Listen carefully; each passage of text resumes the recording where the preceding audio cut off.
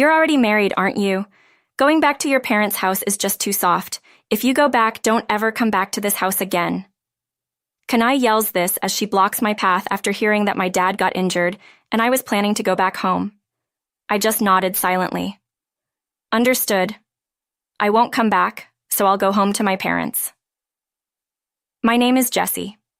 Louis, my husband, and I have been together since middle school, and we ended up marrying each other. We've only had eyes for each other since our first love. Both our parents were thrilled with how well we got along, and it helped that they were friends since we're from the same hometown. The reason we moved into Louis's family's house after getting married was because they had a spacious home with extra rooms. We got married right after college and had been saving money appropriately for our age. But both sets of parents told us it would be fine to live together until we saved up some more money. So we ended up living in Louis's family home, where a room was waiting for us. Both Louis and I were exhausted from adjusting to our new lives when we started our first jobs. We felt grateful that we could live with his family. My in-laws treated me like their own daughter, and there was absolutely no issue in mine and Louis's married life. That is, until Lyra came back home. Lyra is Louis's older sister, 2 years his senior. She had been mean to me ever since I started dating Louis in middle school. She said things like I wasn't good enough for him or that he had poor taste. Louis always defended me and wondered why Lyra would say such things. Lyra worked for a company that required her to relocate, and she moved to the city shortly after starting her job. One of the reasons I agreed to move into Louis's family home was because Lyra wasn't there. If Lyra had still been living there, I would have flat out refused to move in. However, as fate would have it, Lyra was reassigned to our hometown. When I shared my concerns with Louis, he said, "Lyra is an adult now. She won't say anything weird." True, the times Lyra bullied me were back in high school. After she went to college, she rarely came home, and we stopped running into each other when I visited the family home. At our wedding, although she didn't speak to me, I remember seeing Lyra crying. It made me think maybe we could get along, but that was a big mistake. After returning home, Lyra acted normally toward me in front of Louis and his parents. I thought maybe she had matured and her edginess was gone.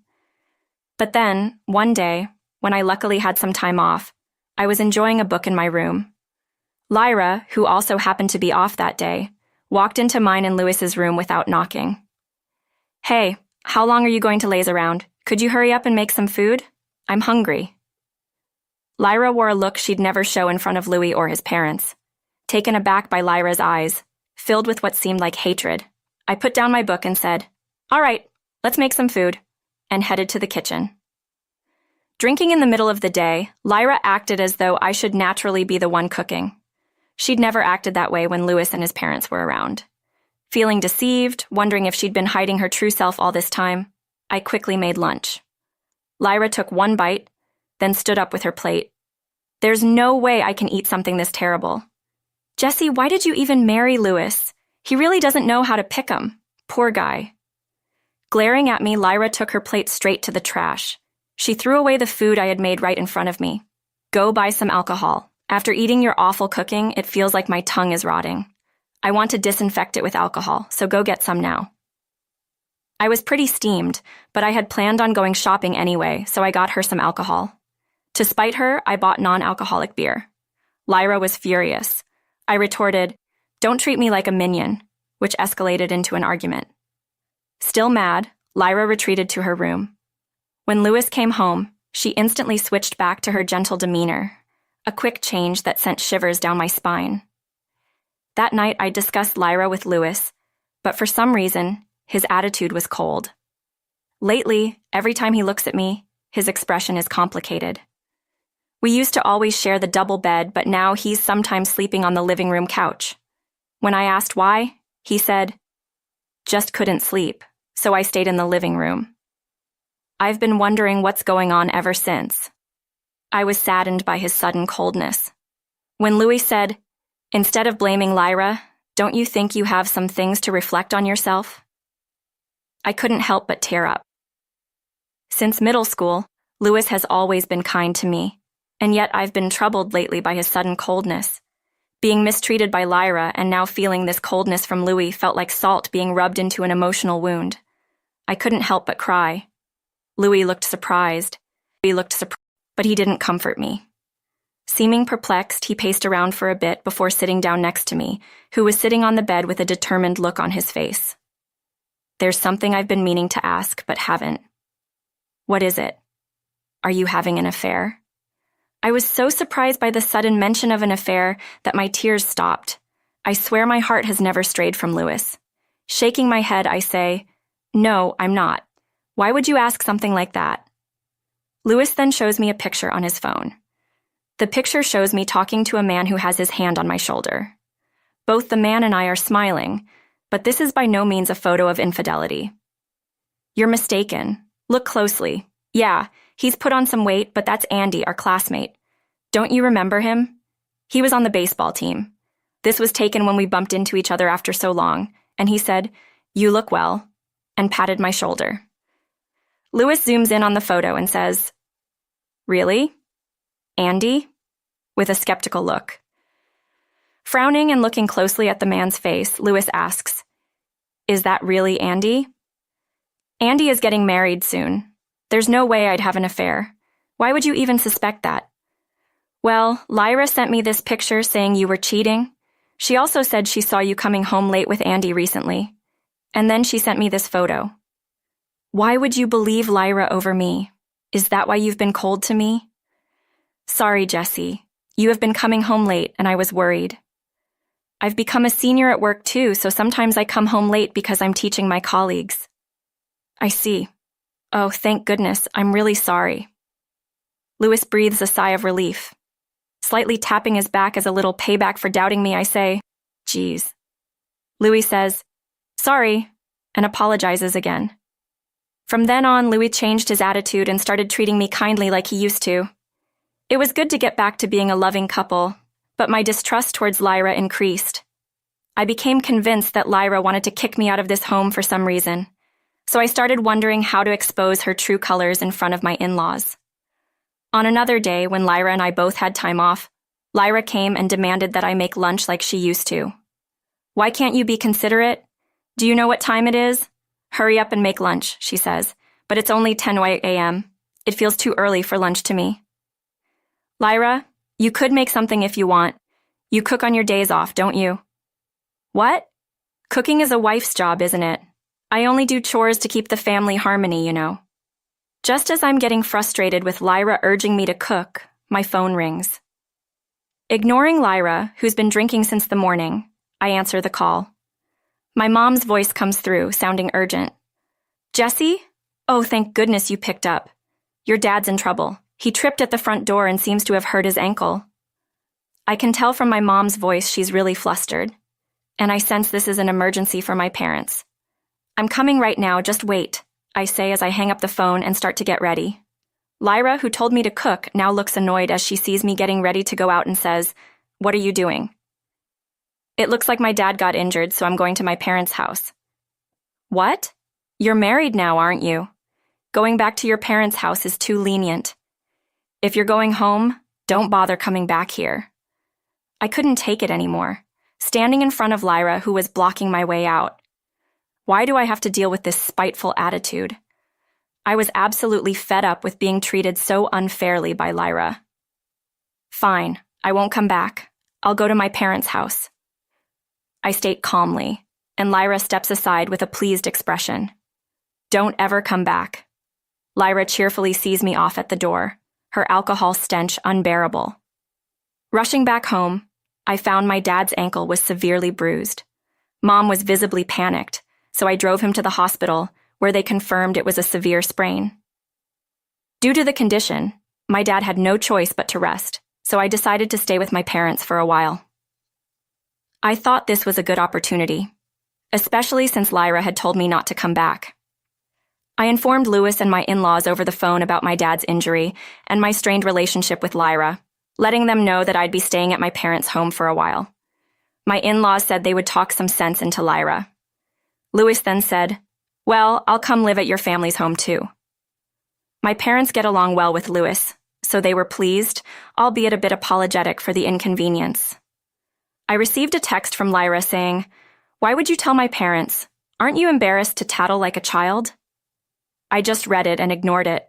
It seems Louis got a text from Lyra saying, "Aren't you coming back? Living at Jesse's family home must be tough."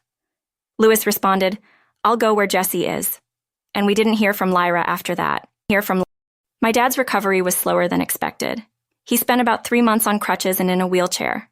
My dad seemed both grateful and happy for Louis's various help around the house.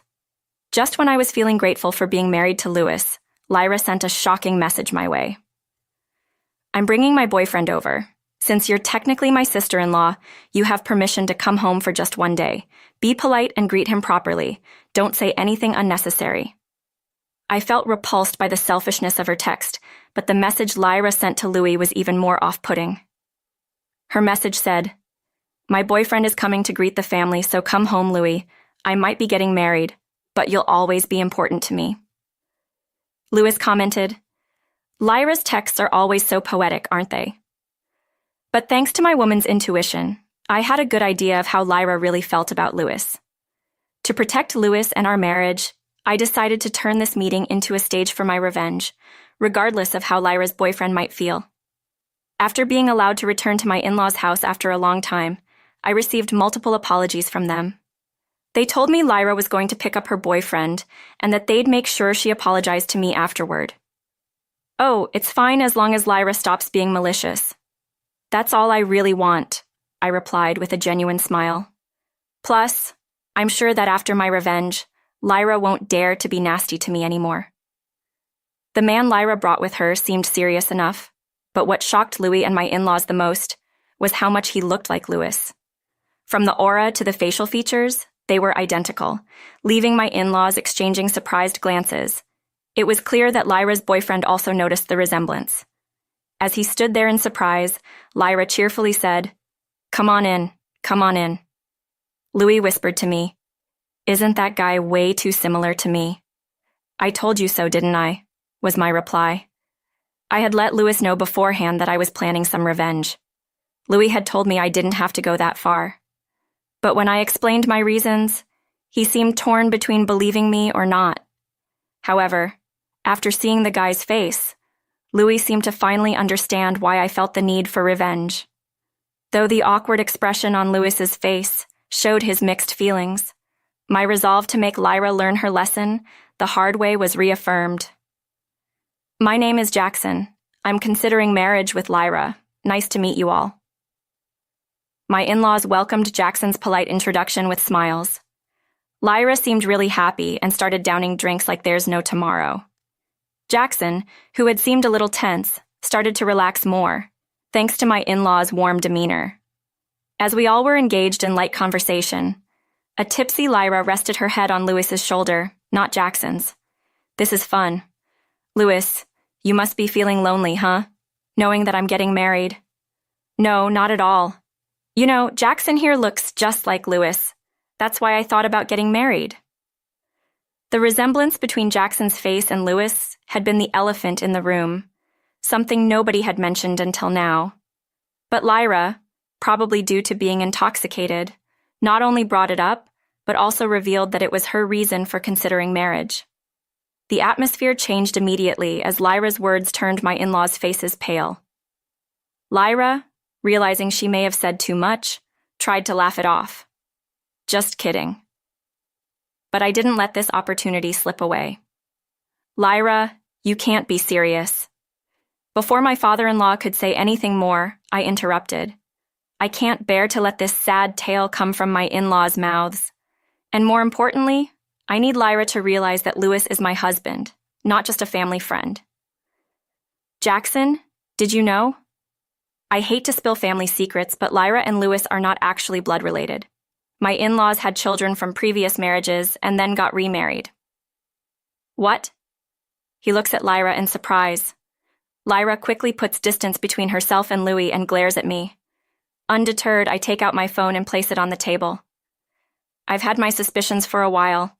Lyra has been treating me poorly, and I've wondered why. As I say this, I press the play button on the voice recorder app on my phone. What flows out are the sounds of Lyra berating me. The recording is filled with Lyra's desperate voice saying things like, "Break up with Louis," and "Leave this house."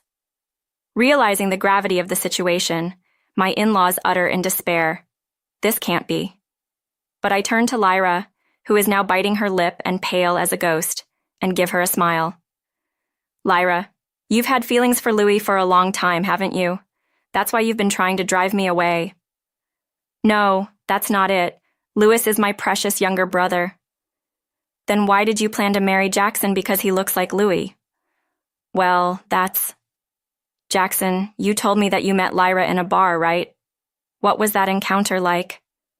Caught off guard by the sudden question, Jackson replies with a trembling voice, "We met while I was drinking at a bar. She told me she liked my face. That's how it all started." My mother-in-law lets out a sorrowful, "Oh," and starts to cry, while my father-in-law looks at Lyra with a serious expression. Lyra's biological father, my father-in-law, finally broke his silence.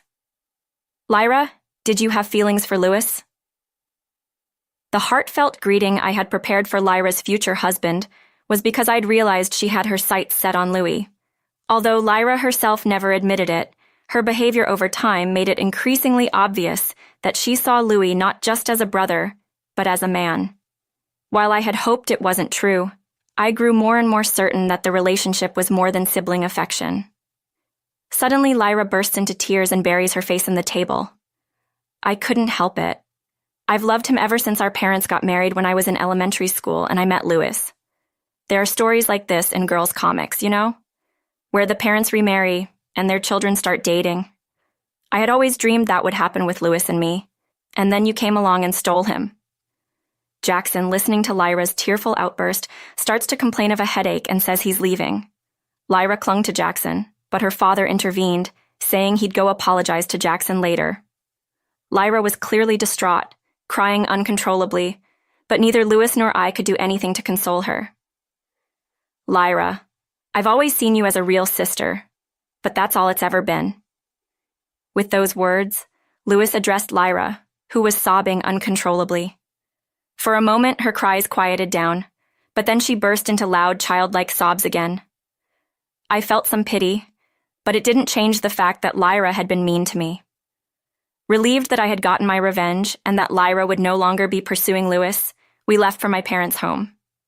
Later, we learned that Lyra had been diagnosed with alcohol dependency at the hospital. She was also found to be mentally unstable and had taken time off work to isolate herself. After talking it over with my in-laws, Louis and I finally decided to move out and start our life together. My in-laws kept apologizing to me, but I told them there was no need. Love can make people do crazy things after all. I couldn't forgive what Lyra had done, but I did feel sorry for her. I hope she can move on from her feelings for Louis and find a new direction in life. Louis and I got off to a great start living together. We rented a house close to both our parents so we could easily help them if needed. Starting this new chapter brought back the excitement we felt as newlyweds. Louis and I plan to continue being a loving couple and live happily